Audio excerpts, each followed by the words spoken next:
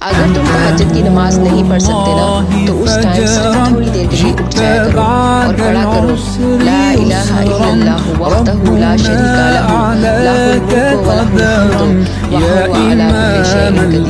क्योंकि वो वक्त बहुत अजीम होता है, सहर का वक्त। और एक बात बताऊं, खुदा ना किसी चीज़ को भी नहीं छोड़ता, ये बात हमेशा याद रखना। खुदा के यहाँ जो गिवन डे का मामला है ना, वो बहुत फास्ट है। आप तहज्जुद पढ़ना शुरू करो, फिर देखो आपकी ज़िंदगी कैसे बदलती है। एक रवायत में आता है कि अगर आप दुनिया चाहते हो तो तहज्जुद पढ़ा करो, दिन चाहते हो तो तहज्जुद पढ़ा करो, आखिरत चाहते हो तो तहज्जुद पढ़ा करो। हदीस कुदसी है,